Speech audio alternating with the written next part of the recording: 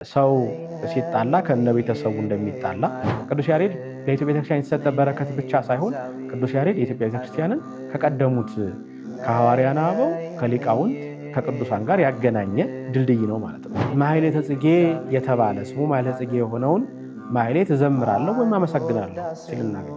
ስለዚህ ቤተክርስቲያን የክርስቶስ ሙሽሪት ናት። ክርስቶስ የቤተክርስቲያን ሙሽራዋ ነው።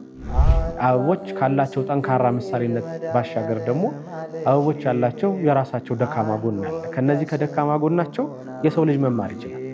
ክርስቲያኖች መማር አለባቸው።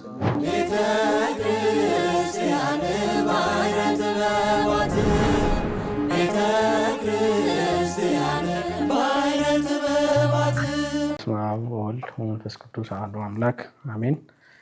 እንደምን ሰነበታችሁ?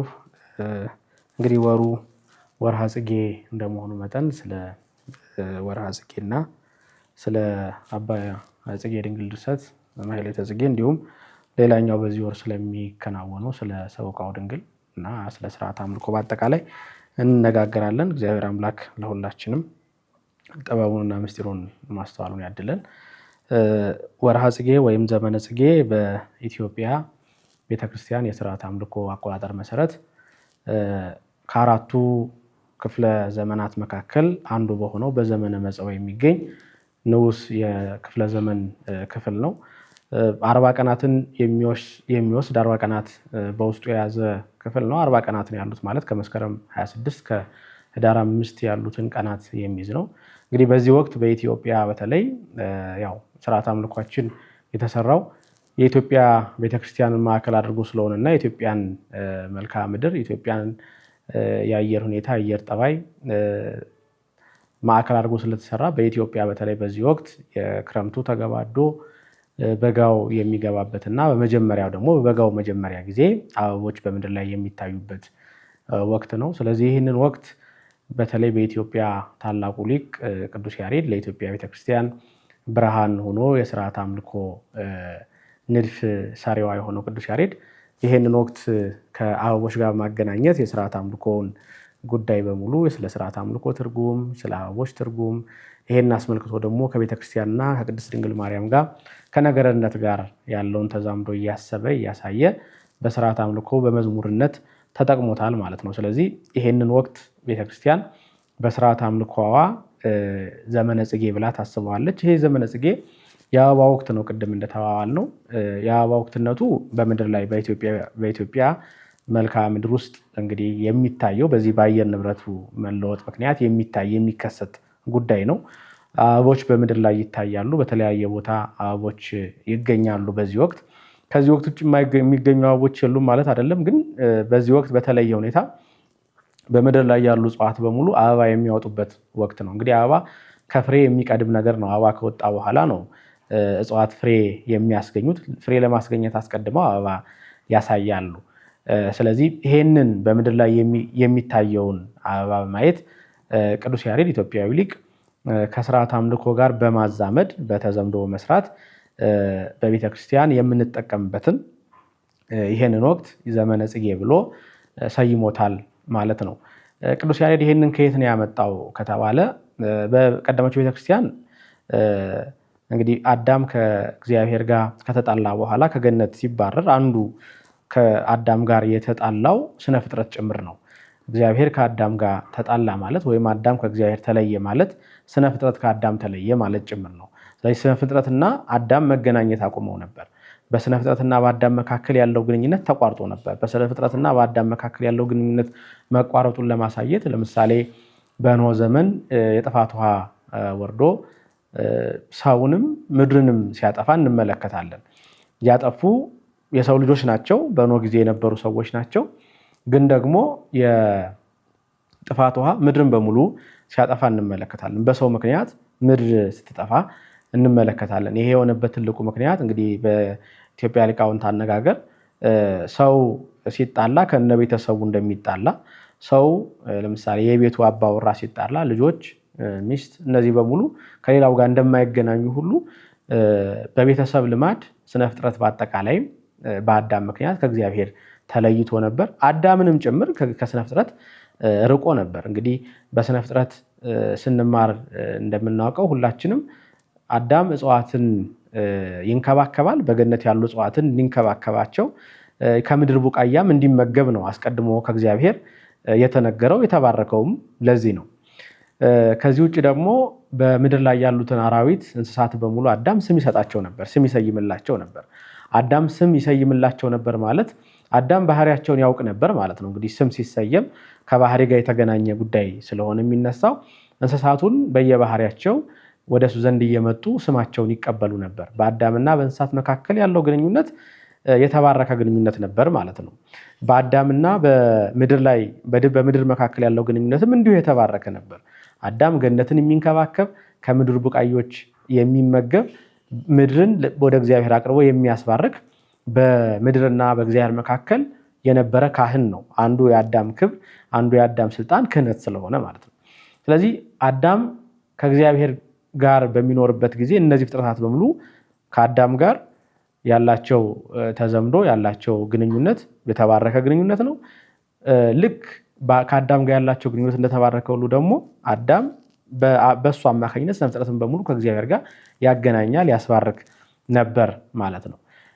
አዳም ከእግዚአብሔር ጋር ሲጣላ የመጀመሪያው ጥል የሚጀምረው እንግዲህ ከሰውነቱ ብቻ ሳይሆን ከሰውነቱ ውጭ ካሉትም ነገሮች ጋር ነው። አዳም ከእግዚአብሔር ጋር ሲጣላ አስቀድሞ ከምድር የሚበቅለውን ቡቃያ እንዲበላ የተነገረው አዳም፣ የተባረከው አዳም እሾህና አሜከላ ወደምታበቅል ምድር እንደወረደ ደግሞ እንመለከታለን። ይሄ ምድር ያው አዳም ቡቃያ እንዲበላ የተባረከለት ምድር ነው። አሁን ደግሞ እንደገና እሾህና አሜከላ ታበቅላለች ተብሎ ደግሞ እንመለከታለን። ይሄ ልዩነት የመጣው በምንም ምክንያት አይደለም። አዳም ከእግዚአብሔር ሲለይ በአጠቃላይ ስነ ፍጥረትም አብሮ ከእግዚአብሔር ስለተለየ ነው። በመካከል አስባራኪ በመካከል ካህን የሆነው አዳም ስለተለየ ማለት ነው።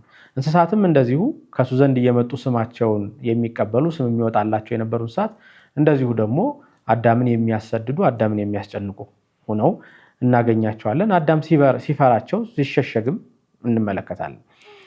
ስለዚህ በአዳምና በስነ ፍጥረት መካከል ያለው ግንኙነት የሻከረ የሆነው የተለያየ የሆነው በዋነኝነት አዳም ከእግዚአብሔር ስለተለየ ነው ማለት ነው። ስለዚህ ክርስቶስ ወደ ምድር ሲመጣ አንድ የተለወጠው አዲስ ነገር ምንድን ነው ከተባለ ፍጥረታት በሙሉ በአዳም ምክንያት ከእግዚአብሔር እንደተለዩ አሁን ደግሞ በክርስቶስ አማካኝነት ወደ እግዚአብሔር የቀረቡ ሆኑ ማለት ነው። አዳም ዳግመኛ ክህነቱን ሲያገኝ የአዳም ልጆች ካህናት በቤተክርስቲያን ዳግመኛ ክህነታቸውን ሲያገኙ አሁን ምድርን የሚያስባርኩ በምድርና በእግዚአብሔር መካከል ካህናት የሚሆኑ ሆኑ። ለዚህ ነው በቅዳሴያችን መካከል ስለ ፍሬ ምድር ስለ ወንዞች ሙላት የምንጸልየው። ወንዙ መሙላቱን አያቆምም፣ ፍሬ መስጠቷን አታቆምም። ምድር ግን መባረክ አለባቸው። ፍሬ ምድር መባረክ አለበት። ያ ማለት አስቀድመን እንደተናገርን ነው። አዳም ከመበደሉ በፊት የነበረውን ጸጋ አሁን ቤተክርስቲያን አግኝታ ታስባርካለች። ወንዞች እስከ ልካቸው የሞሉ ዘንድ እንለምናለን። አሁን ወንዞችን እናስባርካለን ማለት ነው። የክህነት አንዱ ትርጉም ይሄን ሁሉ ማስባረክ ስለሆነ ማለት ነው። ስለዚህ ቅዱስ ያሬድ ይሄንን የቤተክርስቲያን የቆየውን ትውፊት ክርስቶስ ወደ ምድር ሲመጣ አዳም ከእግዚአብሔር ሲታረቅ የአዳም ወደ ገነት መግባት የአዳም በዳግማዊ አዳም መታደስ ብቻ ሳይሆን የፍጥረት ሁሉ መታደስ እንደሆነ ካስቀድሞ ከነበሩት ከቀደምት ሐዋርያት አባቶች ከሐዋርያን አበው ከሊቃውንት ትምህርት የቀዳውን የሚያውቀውን ትምህርት በስነ ፍጥረት አማካኝነት በስርዓት አምልኮ ውብ አድርጎ በድጓው ሲገልጸው እንመለከታለን። አሁን ቅዱስ ያሬድን እዚህ ላይ በተለየ ሁኔታ የምናገኘው ቅዱስ ያሬድ ለኢትዮጵያ ቤተክርስቲያን የተሰጠ በረከት ብቻ ሳይሆን ቅዱስ ያሬድ የኢትዮጵያ ቤተክርስቲያንን ከቀደሙት ከሐዋርያን አበው ከሊቃውንት ከቅዱሳን ጋር ያገናኘ ድልድይ ነው ማለት ነው። በስርዓት አምልኳችን የተገለጠው ይህ ምስጢር የቀደመችው ቤተክርስቲያን የሊቃውንት ትርጉም ነው። የነ ቅዱስ ጎርጎርዮስ ዘኑሲስ የነ ቅዱስ አትናቴዎስ ሐዋርያዊ የምስጢረ ድነት ትርጉም በዚህ መልኩ በቅዱስ ያሬድ ስርዓት አምልኮ ሲገለጥ እናገኘዋለን። ስለዚህ በቅዱስ ያሬድ በቀጠለ ሁኔታ ትምህርተ ቤተክርስቲያን በኢትዮጵያ ቤተክርስቲያን ዳግመኛ ሲፈነጥቅ እናየዋለን ማለት ነው። ቅዱስ ያሬድ አሁን የጽጌውን ወቅት በተለየ ሁኔታ አበባውን በምድር ላይ የተገለጠውን ይህን በሙሉ ከሁለት ነገሮች ጋር አገናኝቶ ሲዘምር እንመለከተዋለን። ይህን የምናነሳበት ዋነኛ ምክንያት እንግዲህ ከዚህ የቀጠለ ጉዳይ በማኅሌተ ጽጌ ስለምናገኝ ነው። የሰቆቃወ ድንግል ጉዳይ በኋላ የሚመጣ ነው። እሱን ቀጥለን እንመለከተዋለን። በዚህ በቅዱስ ያሬድ ድርሰት ውስጥ የምናገኘው ነገር ጽጌን ወይም አበባን በሁለት ዋና ዋና ምሳሌዎች እየመሰለ ሲዘምር እናገኘዋለን። የመጀመሪያው ጠንካራ የሆነ ምሳሌ ነው፣ ወይም ደግሞ የቀናው ምሳሌ ነው። በዚህ በቀናው ምሳሌ ቤተክርስቲያን በአበባ ተመስላለች፣ ክርስቶስ በአበባ ተመስሏል፣ ቅድስት ድንግል ማርያም በአበባ ተመስላለች፣ መስቀል በአበባ ተመስሏል። እመቤታችንን በአበባ ሲመስል ልጇን በፍሬ እየመሰለ፣ ልጇን በአበባ ሲመስል ድንግል ማርያምን ደግሞ ቅድስት ድንግል ማርያምን ደግሞ በንጹህ ምድር አበባ በተገኘባት ምድር አበባ በተገኘባት ወቅት እየመሰለ ሲዘምር እንመለከተዋለን። በዚህ ሁሉ ውስጥ እነዚህ አበቦች ያላቸውን ትርጓሜ ብቻ ሳይሆን ምስጢረ ነገረ ድህነት፣ የቤተክርስቲያን ትምህርት፣ ነገረ ክርስቶስ በምን መልኩ እንደተገለጸ ጭምር ቅዱስ ያሬድ ሲናገር እንመለከተዋለን። ሁለተኛው ደግሞ ጠንካራ ያልሆነው ምሳሌ የምንለው ቅዱስ ያሬድ እነዚህን ጉዳዮች በሙሉ ወደ ሰው ሕይወት አምጥቶ ደግሞ የሰው ልጅ ከአበባ መማር ያለበትን ጉዳይ ደግሞ ሲያነሳ እንመለከተዋለን። ይሄን ቅዱስ ያሬድ ከጌታችን ትምህርት ነው የወሰደው። እንግዲህ ጌታችን ፈሪሳውያንን እና ደግሞ ከእሱ ጋር የእጁን ታምራት የቃሉን ትምህርት የሚሰሙ ሐዋርያትን የምድር አበቦችን ተመልከቱ ብሎ ከምድር አበቦች ትምህርት እንዲወስዱ ሲያስተምራቸው እንመለከታለን በማቴዎስ ወንጌል ምዕራፍ 5 ላይ። ቅዱስ ያሬድም ይህንኑ ተጠቅሞ ከምድር አበቦች ለሰው ልጅ ጠቃሚ የሆነ ትምህርት ይሰጣል። አበቦች ካላቸው ጠንካራ ምሳሌነት ባሻገር ደግሞ አበቦች ያላቸው የራሳቸው ደካማ ጎን አለ። ከነዚህ ከደካማ ጎናቸው የሰው ልጅ መማር ይችላል። ክርስቲያኖች መማር አለባቸው። ስለዚህ ከዚህ የተነሳ ደግሞ ለሰው ልጅ የሚሆን ለክርስቲያኖች የሚሆን የሥነ ምግባር ትምህርት ደግሞ ሲያስተምር እንመለከተዋለን ማለት ነው። በዚህ መልኩ ቅዱስ ያሬድ ይሄንን ዘመን በሚገባ በስርዓት አምልኮ ይገልጠዋል። ይህ ብቻ አይደለም። ቅዱስ ያሬድ በጣም ጠንከር ባለ ሁኔታ ቤተክርስቲያን አሁን በስርዓተ አምልኳ በዚህ በተለይ በአንደኛው ሰንበት በሁለተኛው ሰንበት በቅዳሴው ላይ በምናነባቸው ምንባባት በወንጌሉ ላይ የምንሰማው አንድ ነገር አለ። በተለይ በመጀመሪያው ሰንበት ቅዳሴ ስናስቀድስ ቅዳሴው ቅዳሴ ማርያም ይሆናል። ምንባባቱ ግን ከሙሽሪትና ሙሽራ ጋር የተገናኘ ምንባብ ይሆናል። የምናነበው ወንጌል ክርስቶስ ሙሽራ ሆኖ ዮሐንስ መጥምቅ ደግሞ የክርስቶስ መንገድ ጠራጊ የሙሽራው ሚዜ የተባለ እንደሆነ የሚያሳይ ከቅዱስ ጳውሎስ መልእክት ስለ ባልና ስለ ሚስት የተነገረውን ነገር አንስታ ቤተክርስቲያን በቅዳሴው ላይ ታነሳለች። ይሄ የሆነበት ትልቁ ምክንያት በዚህ ወቅት ሌላው ከአበባና ከፍሬ ከአበባና ከሌላው ጋር በተገናኘ ካለው ምሳሌ ባሻገር ደግሞ ቅዱስ ያሬድ በዚህ በተመቸ ወቅት አበባ አንዱ የፍቅር መግለጫ ነውና ፍቅር የሚገለጥበት የስጦታ መነሻ ነውና አበባ ቅዱስ ያሬድ ለቤተ ክርስቲያን ክርስቶስ ያደረገላትን ነገር ቤተ ክርስቲያንን እንዴት እንደወደዳት ቅዱስ ጳውሎስ ባሎችን ለሚስቶች ሚስቶችን ለባሎች አደራ ሲሰጥ ካስተማረው ትምህርት በመነሳት ቤተ ክርስቲያን እንደ ሙሽሪት ክርስቶስ እንደ ሙሽራ በመስቀል ላይ የተቀበላት አደራ እንደሆነ እያነጻጸረ የሙሽሪትና የሙሽራን ነገር ሙሽሪት ሙሽራን የምትለውን ሙሽራ ደግሞ ለሙሽሪት የሚከፍለውን ዋጋ እያሳየ በዚሁ መልኩ በዚህ ወቅት ይዘምራል ማለት ነው። እንግዲህ ቤተክርስቲያን የክርስቶስ ሙሽሪት ናት። ክርስቶስ የቤተክርስቲያን ሙሽራዋ ነው። ክርስቶስ የቤተክርስቲያን ሙሽራዋ እንደሆነ በቅዳሴያችን ላይ በተደጋጋሚ ተገልጧል። ለምሳሌ ወደ ቅዳሴ ስትጠራ ቤተክርስቲያን እኛን አስቀድማ ገና ቅዳሴውን ከመጀመሪያው አስቀድሞ በምታደርገው ካህናቱ ለምዕመናን በሚያነቡት ምንባብ ላይ አንድ የሚያነሱት ሐሳብ አለ። ወንድሜ ሆይ ኃጢአትን እያሰብክ በዚህ ልቦና ኑር በሚለው ምንባብ ውስጥ ክርስቶስ ሙሽራ እንደሆነና ወልደ እግዚአብሔር ሙሽራው ክርስቶስ ዓለም ከተፈጠረ አስቀድሞ ያልታየ እንግዳ ስርዓትን እንደሰራ ይህ እንግዳ ስርዓት ደግሞ በሰርጉ ጊዜ ራሱን ፍሪዳ አድርጎ መብል መጠጥ አድርጎ ለድምተኞች እንደሰጠ ትናገራለች ቤተክርስቲያን።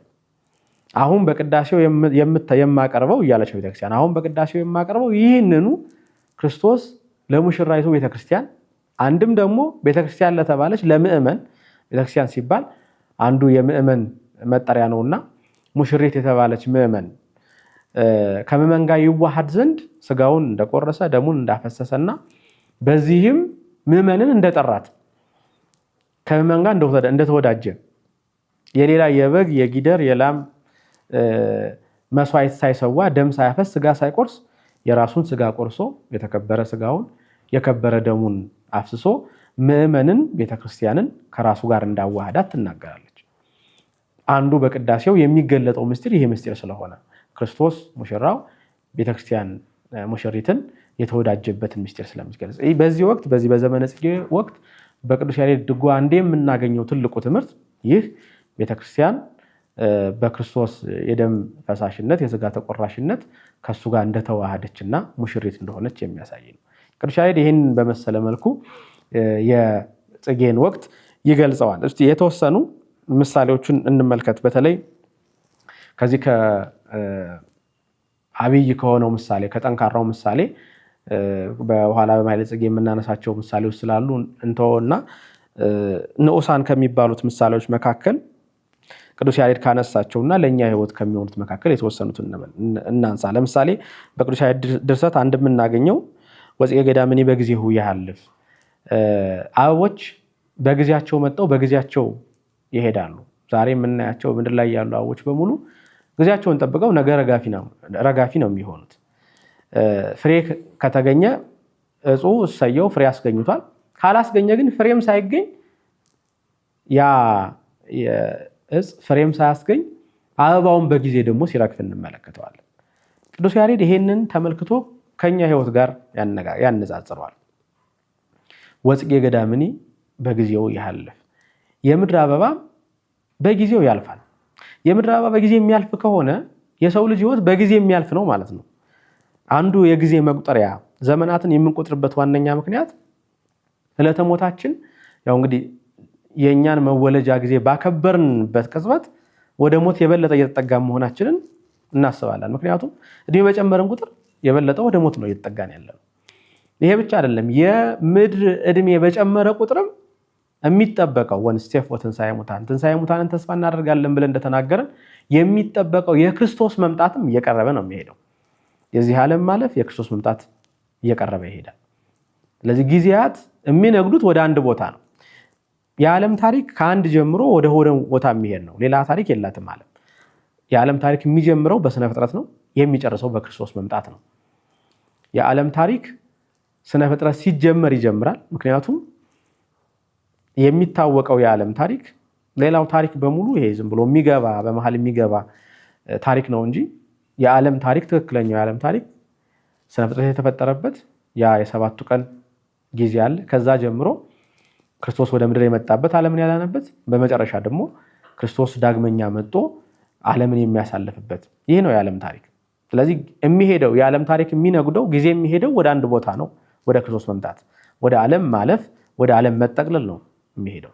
የእኛም ዕድሜ የሚሄደው ወደ አንድ ቦታ ነው፣ ወደ ዕለተ ሞታችን ነው የሚቀርበው።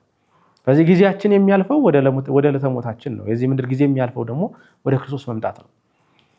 ስለዚህ ቅዱስ ያሬድ ከአበቦች እንድንማር አንድ የሚያሳስበን ነገር የጊዜን ማለፍ ነው። ያለው ነገር በሙሉ አሁን ያልፋል። ጤንነት አለን፣ ጤንነቱ የሚያልፍ ነው። በጊዜው ደግሞ መታመም ይተካል። በጊዜው ሀለፈ ክረምት እንደተባለ አስቀድመን ስንጀምር በጊዜው ሀለፈ ክረምት፣ በጊዜው ክረምት አለፈ። ክረምት ሲያልፍ የዚህ መጻው መግቢያ ሲጀምር አበቦች ተገለጡ። ጽጌ አስተርአየ በውስተ ምድርነ፣ ሰሎሞን በመኃልየ ዘሰሎሞን እንደገለጸው ጽጌም አበባ በምድር ላይ ታየ ተገለጠ። ቁርዬዎች በምድር ላይ ድምፃቸውን አሰሙ፣ ፍሬ ታየ ብሎ እንደገለጸው አይቀርም። ደግሞ በጊዜው ሀለፈ ክረምት እንደተባለ በጊዜው ደግሞ አበቦች ያልፋሉ። ወጽጌ ገዳምኒ በጊዜው ያለፍ፣ የምድር አበቦች ደግሞ በጊዜው አልፈው ለሌላው ለበጋው ደግሞ ለሐሩሩ ደግሞ ጊዜያቸውን ይሰጣሉ። እድሜያችንም በዚህ መልኩ ያልፋል። ችግርም እንደዛው ነው። ቅዱስ ያሬድ ሁለቱንም አነጻጽሮ ነው የሚያሳየው። የመጀመሪያው በጎ ነገር በሙሉ ከኛ ዘንድ የሚያልፍበት ጊዜ ይመጣል። በጎ ነገር ከኛ ዘንድ እንደሚያልፍ ሁሉ ደግሞ ችግርም ከኛ ደግሞ የሚያልፍበት ጊዜ ይመጣል። ዛሬ ተቸግረው የሚቀሩበት ጊዜ አይደለም። በሚቀጥለው ደግሞ ምናልባት በዚህ ምድር እንኳን ቢቸገሩ ቅዱስ ዮሐንስ አፈወርቅ እንደተናገረ በዚህ ምድር እንኳን የተቸገሩ ቢሆኑ በሰማይ ክብር ያገኛሉ። ዛሬ በምድር የታመሙ በዚህ ምድር እንኳን የታመሙ ቢሆኑ ነፍሳቸው ታማ አትቀርም። ሕመም የስጋ ስለሆነ በዚህ ምድር ይቀራል። ነፍሳቸው ከክርስቶስ ጋር እስካለች ድረስ በክርስቶስ ሰላም ያገኛሉ። ሁሉም ነገር በጊዜ የተወሰነ ነው። በተለይ ከፀሐይ በታች ያለው ነገር በሙሉ በጊዜ የተገደበ ነው። ስለዚህ ከጊዜ ውጭ የሆነውን ነገር የኛ ሀብት ማድረግ ያስፈልጋል። ቅዱስ ያሬድ ጊዜያትን በሙሉ እያሳለፈ ሲዘምር እሱ ከክርስቶስ ጋር ስለሆነ ነው። ጊዜያት እያለፉ ግን እሱ ከማያልፈው ጋር ስለሆነ አስቀድሞ ደምፀ እገሪሁ ለዝናብ ብሎ ክረምትን እንደጀመረ የዝናብ ድምፁ ተሰማ ኮቴው ተሰማ ብሎ እንደጀመረ አሁን ደግሞ አበባ በምድር ላይ ታየ ብሎ ከክርስቶስ ጋር ሆኖ ይዘምራል። ይሄንን በሙሉ በምድር የሚታየውን ነገር ከክርስቶስ ጋር አድርጎ ያመሰግናልና ጊዜ ያልፋል፣ ግን የማያልፈው ነገር ከፀሐይ በታች ያልሆነው ከፀሐይ በላይ የሆነው ፀሐይ ጽድቅ የተባለ ክርስቶስ ከክርስቶስ ጋር ያለን ህይወት ነው። ቅዱስ ያሬድ ይሄንን በደንብ አድርገን እንድንመለከተው በንዑስ በሆነው የጽጌ ምሳሌ ያስቀምጥልናል። መታየቱን ጭምር ልክ እንደ ሳር ነው። ቅዱስ ዳዊት ያለውን ጠቅሶ ቅዱስ ያሬድ በዚህ ምድር ላይ ያለው ነገር በሙሉ እንደ ሳር እንደ ጥላ የሚያልፍ ነው፣ እንዲሁም ከመታየቱ መጥፋቱ የሚቀድም ነው ይላል ቅዱስ ያሬድ። ከሚታየው ይልቅ የሚጠፋበት ወቅት በጣም የቀደመ ነው እያለ ሲዘምር እንመለከተዋለን። አሁን የቅዱስ ያሬድን ይህንን የስርዓት አምልኮ ድርሰት በዘመናት ሂደት በቤተክርስቲያን ይህ የስርዓት አምልኮ ሂደት እየጎለበተ ከሄደ በኋላ በተለይ ቤተክርስቲያን ከቅዱስ ያሬድ በኋላ በመጡ የቅዱስ ያሬድ ልጆች ስርዓት አምልኮ እያሰፋች ትምህርት እያጠናከረች ስትሄድ በሌላ ዘመን ደግሞ በተነሳ በአንድ ኢትዮጵያዊ ሊቅ አማካኝነት ይህንኑ ስርዓት አምልኮ ሰፍቶ እናገኘዋለን። የኢትዮጵያ ሊቅ አባ ጽጌ ድንግል ይባላል። አባ ጽጌ ድንግል በእደ ማርያም ዘመን የነበረ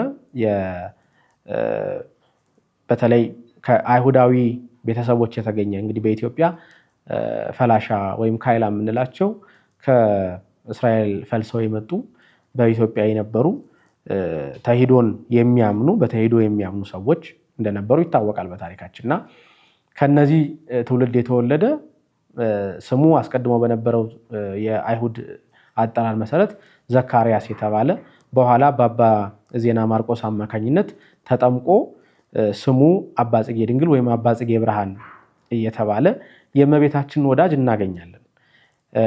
ይህ ሰው አስቀድሞ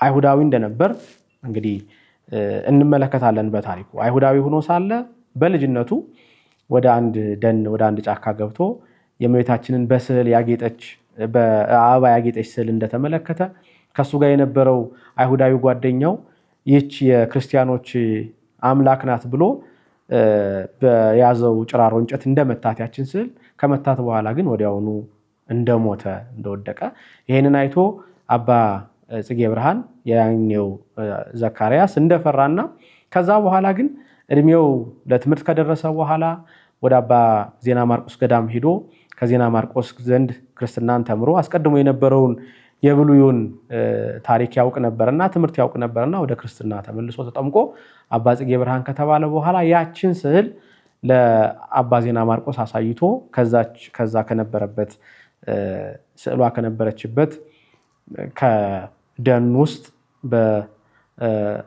በአባ ዜና ማርቆስ አማካኝነት በታላቅ ሃይማኖታዊ ስርዓት ወደ ቤተክርስቲያን እንደገባች እሱም ደግሞ በዛ በስዕል ፊት እየቀረበ ምስጋና ያቀርብ እንደነበረ ከገድሉ እንመለከታለን።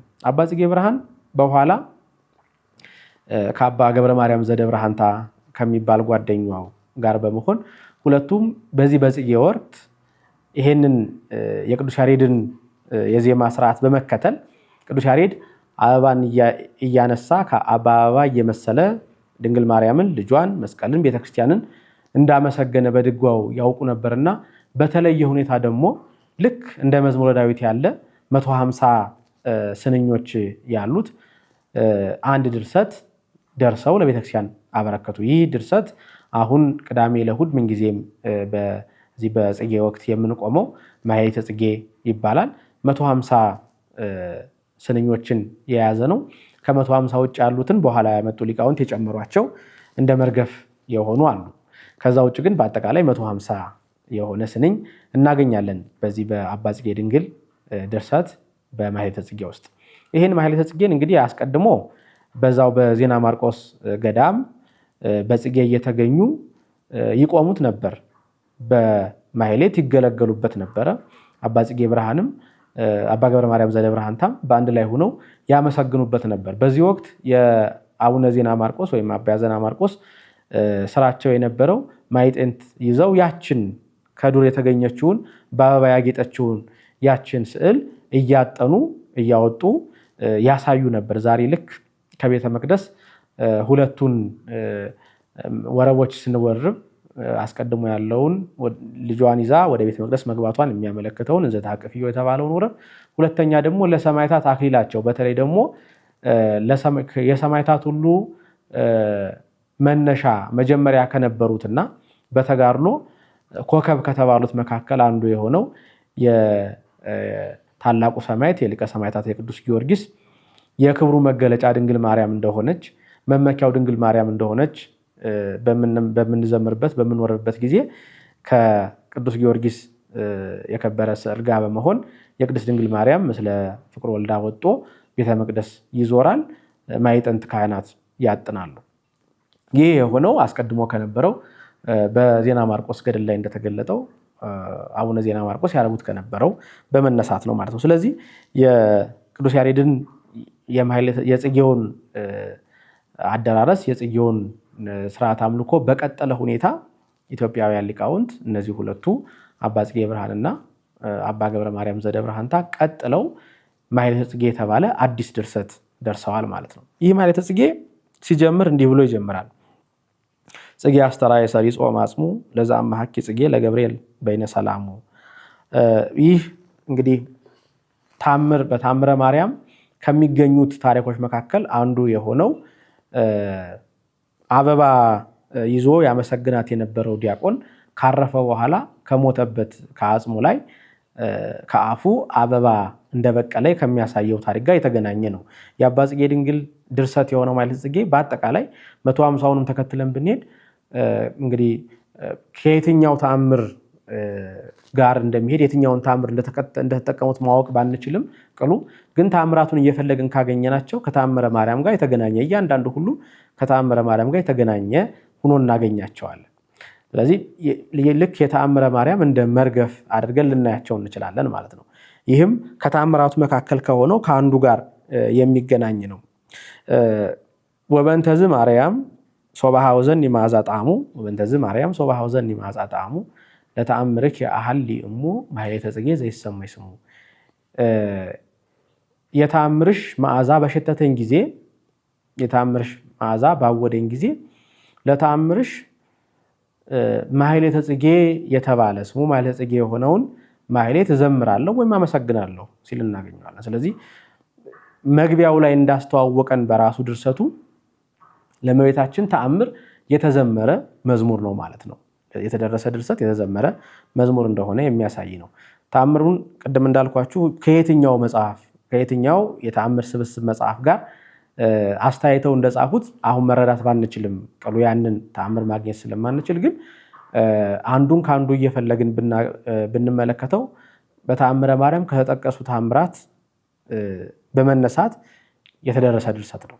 ስለዚህ ተአምረ ማርያምን ተከትሎ የሚሄድ ድርሰት እንደሆነ ማየት እንችላለን። ይህ ማለት ግን ከተአምረ ማርያም ውጭ ያለውን ጉዳይ አይዳስስም ማለት አይደለም። መነሻውን ተአምረ ማርያም ያድርግ እንጂ በውስጡ በጣም ብዙ ነገረ መለኮታዊ ትምህርቶች የያዘ ነው። ከነገረ ክርስቶስ፣ ከነገረ ቤተክርስቲያን፣ ነገረ መስቀል፣ ነገረ ስዕል፣ ነገረ ቅዱሳን፣ ነገረ ሰማዕታት ከዛ ውጭ ደግሞ ጸሎት እና ልመና ጭምር እየሆነ ሲያገለግል እንመለከተዋለን ማለት ነው። ይህንን የጽጌውን ድርሰት በይዘቱ 150 ነው። ቅድም እንደተናገርኩት መነሻና መድረሻው ላይ የገቡ መርገፎች አሉ፣ በኋላ የመጡ ሊቃውንት የጨመሯቸው። በአጠቃላይ ግን አሁን ቅዳሜ ለእሑድ ይሄንን ድርሰት በቋሚነት እንጠቀመዋለን ማለት ነው። በእነዚህ በ40 ቀናት ውስጥ ባሉ ሰንበታት ይሄንን ድርሰት የምንጠቀም ይሆናል። ቅዳሜ ለእሑድ እነዚህን ድርሰታት ስንጠቀም የተቀሩትን ከሰኞ እስከ ቅዳሜ ያለውን ጊዜ ደግሞ የምንጠቀመው ድርሰት ሰቆቃወ ድንግል የተባለውን ድርሰት ይሆናል። እንግዲህ ሰቆቃወ ድንግል የድንግል ማርያምን ስደት የሚያሳይ በድንግል ማርያም ስደት አማካኝነት በድንግል ማርያም የደረሰባትን መከራ፣ ክርስቶስ የደረሰበትን መከራ፣ ቅዱሱ ቤተሰብ በአጠቃላይ የደረሰበትን መከራ የሚያሳይ ነው። የሐዘን ልክ እንደ ሐዘን እንጉርጉሮ የሆነ በጣም የሚያራራ የሚያሳዝን ልብን የሚያሳዝን ድርሰት ነው ሰቆቃወ ድንግል። ይሄንን ድርሰት ከሰኞ እስከ ቅዳሜ በዋነኝነት እንዲቆም ካደረጉ በኋላ በቀዳሚትና በእሑድ እንግዲህ ቅዳሜ ለእሑድ ባለው ማሕሌተ ጽጌን እንድንቆም ያደረጉት ሊቃውንቱ እንግዲህ በሰንበት ማዘን አይገባም። ምክንያቱም ሰንበት የጌታ ቀን የሚባለው የክርስቶስ ትንሣኤ የምንዘክርበት ቀን ነው።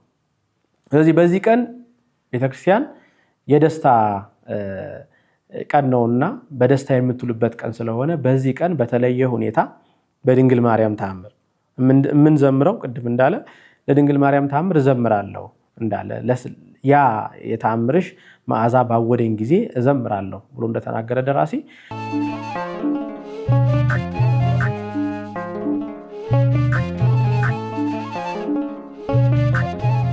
ሰቆቃወ ድንግልን እንግዲህ ማሕሌተ ጽጌን ይሄን ያህል በተወሰነ ካየ ነው። ሰቆቃወ ድንግልን ስንመለከት አንድ የምናነሳው ነገር አለ። እንግዲህ አስቀድሞ በነበረው ድርሰት ውስጥ እነዚህን ጉዳዮች አናገኛቸውም።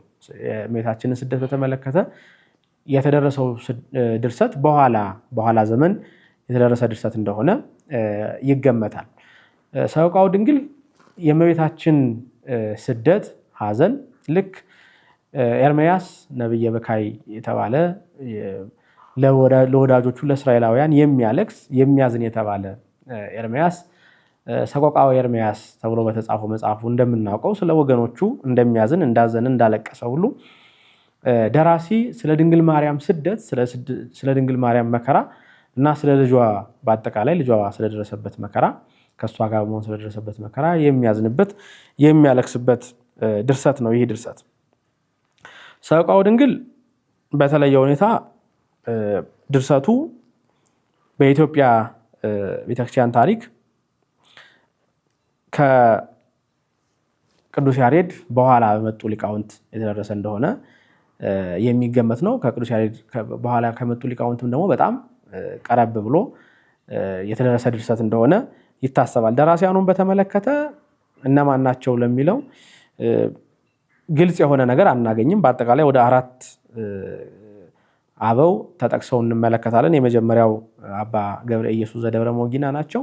ሁለተኛው አባ አርከስሉስ ነው። ሶስተኛው አባ ጌርዩ ዘያስጫ ነው።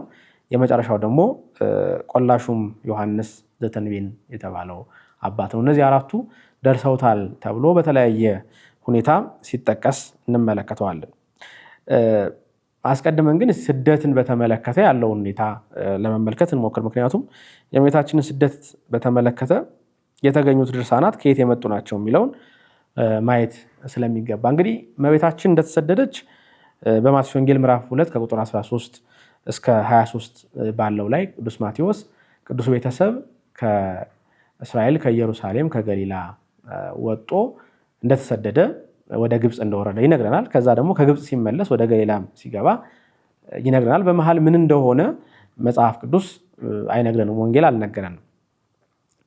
ስደቱ ግን ወደ ግብፅ እንደተደረገ ፍንጭ የሰጠን የቅዱስ ማቴዎስ ወንጌል ነው። እንግዲህ ስደቱን በተመለከተ የተለያዩ ድርሳናት ቤተክርስቲያን ተጽፈዋል።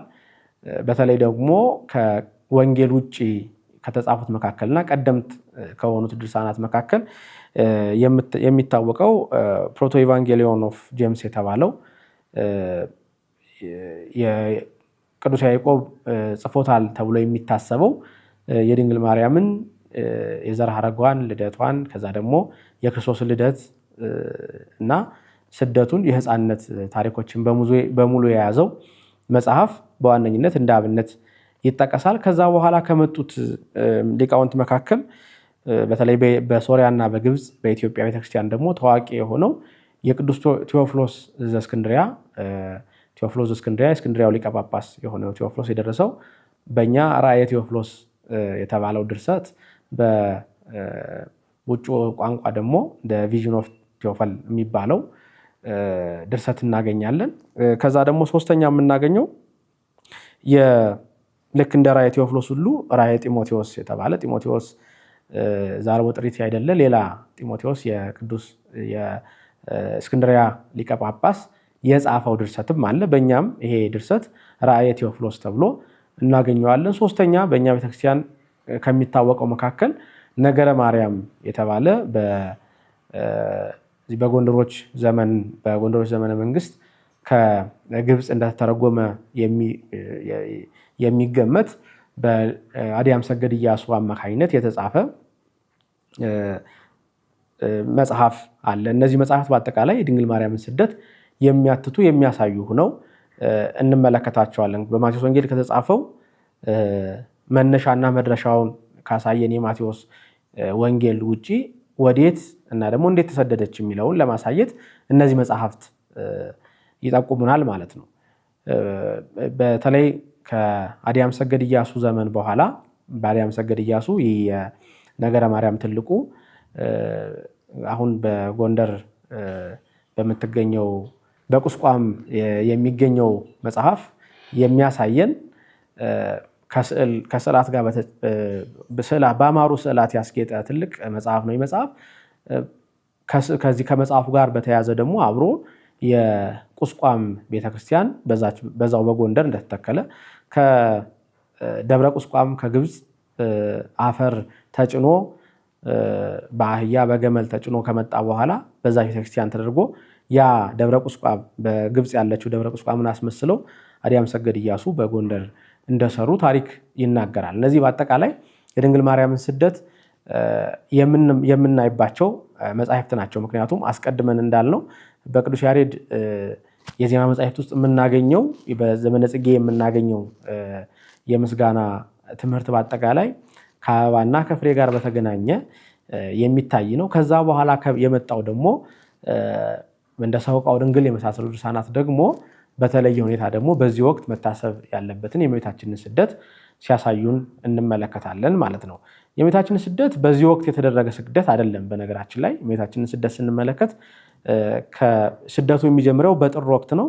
በጥር ከዛው ከኢየሩሳሌም ተነስታ እዛው ባሉ አካባቢዎች እመቤታችን ተሰዳለች። ከዛ በኋላ ወደ ግብፅ የወረደችው በግንቦት ነው። ይሄ ወቅት መመለሻ ወቅት ነው። የተመለሰችበት ወደ ገሊላ የምትመለስበት ወቅት ነው። ይሄን የመጨረሻውን ወቅት የስደት መታሰቢያ ወቅት ያደረግንበት ትልቁ ምክንያት እንግዲህ በሰማዕታትም ታሪክ የምናውቀው የሰማዕታትን የረፍታቸውን መታሰቢያ ከፍ ባለ ሁኔታ እናከብራለን። ምክንያቱም ረፍታቸው በተለየ ሁኔታ ልደታቸው ስለሆነ በተለየ የሚከበር ልደታቸው ስለሆነ ረፍታቸውን ከፍ ባለ ሁኔታ እናከብራለን። የብዙዎቹን ሰማዕታት ልደታቸውን አናውቅም፣ ምድራዊ ልደታቸውን አናውቅም። የምናውቀው ረፍታቸውን ነው። ረፍታቸው መጠናቀቂያው ምንጊዜም በቤተክርስቲያን የተጋድሎ ታሪክ ውስጥ መጀመሪያው ሳይሆን መጠናቀቂያው በተለየ ሁኔታ ከፍ ያለ ትኩረት ይኖረዋል እና በዚህም ምክንያት ከፍ ያለ ትኩረት የሚሰጠው መጠናቀቂያው ስለሆነ ተጠናቀቀ ማለት እንግዲህ አንዱ ቅዱስ ሩጫውን ፈጽሞ ወደ ቅድመ እግዚአብሔር ደረሰ ማለት ከእግዚአብሔር በረከት አገኘ ማለት ነው። ከእግዚአብሔር ያንን የተዋጋበትን የገድሉን ዋጋ ተቀበለ ማለት ነው። ዋጋ የሚቀበልበት ወቅት ነውና በተለየ ሁኔታ ከፍ ያለ ክብር ይሰጠዋል። ስለዚህ መጠናቀቂያው መዝጊያውን ማክበር የቤተክርስቲያን ልማድ ነው። ስለዚህ መነሻውን ሳይሆን በዚህ ወቅት የምናስበው በአጠቃላይ ስደቷን እያሰብን ግን ደግሞ የስደቱ መጠናቀቂያ በሆነው ወቅት ነው ስደቷን የምናዘክረው ማለት ነው። እንግዲህ በውስጡ በእነዚህ አሁን በጠቀስናቸው መጻሕፍት ውስጥ ምን አይነት የእመቤታችን ስደት በምን ሁኔታ ተገልጧል፣ ምን አይነትስ ታሪኮች ተዘግበዋል የሚለውን ደግሞ በሚቀጥለው እንመለከታለን። መስዋዕት